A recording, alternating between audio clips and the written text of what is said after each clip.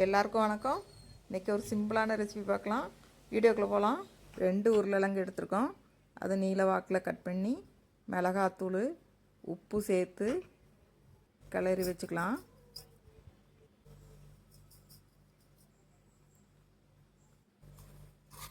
லேசாக அப்படி கிளறி வச்சுருங்க.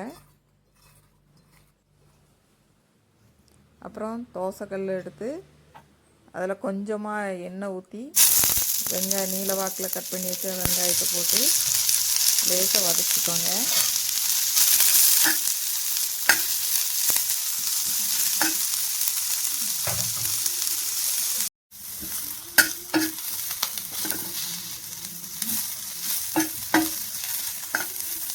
ரொம்ப வதக்கக்கூடாது, லேசாக வதக்கிக்கோங்க.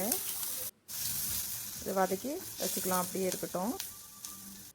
ஒரு கடாயில் எண்ணெய் ஊற்றி சூடு பண்ணிக்கலாம். சூடாகிடுச்சு.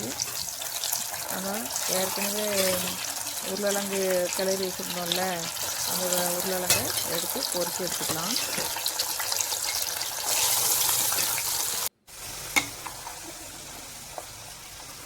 இதுவுமே முக்கால்வாசி பொரிச்சு எடுத்துக்கோங்க. ரொம்ப கருக விடாமல் பொரிச்சு எடுத்துக்கோங்க. உருளைக்கிழங்க பொரித்து எடுத்து வச்சுக்கலாம்.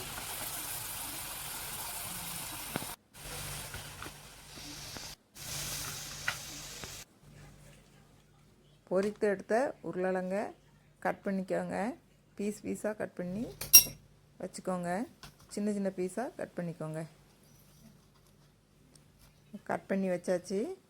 கட் பண்ண உருளைக்கிழங்க ஒரு கிண்ணத்தில் போட்டுக்கலாம். அப்புறம் வதக்கி வச்ச வெங்காயத்தை போட்டுக்கலாம். அப்புறம் எக் மைனஸ் போட்டுக்கலாம். அப்புறம் ஒயிட் மைனஸும் கொஞ்சம் போட்டுக்கலாம்.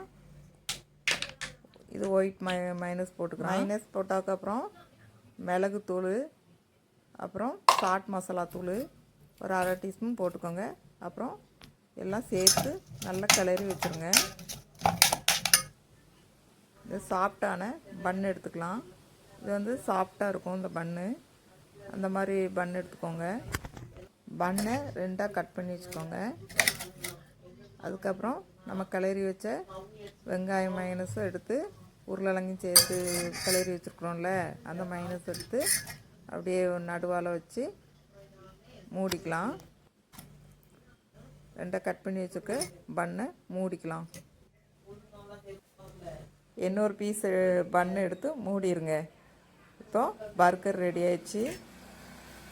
இது என் பையன் செஞ்சு கொடுத்தான். சூப்பராக இருந்ததுங்க. ட்ரை பண்ணி பாருங்கள். ட்ரை பண்ணி பார்த்துட்டு கமெண்டில் சொல்லுங்கள். இந்த வீடியோ பிடிச்சிருந்தா சப்ஸ்கிரைப் பண்ணிக்கோங்க. வீடியோ பார்த்த எல்லாருக்கும் நன்றி.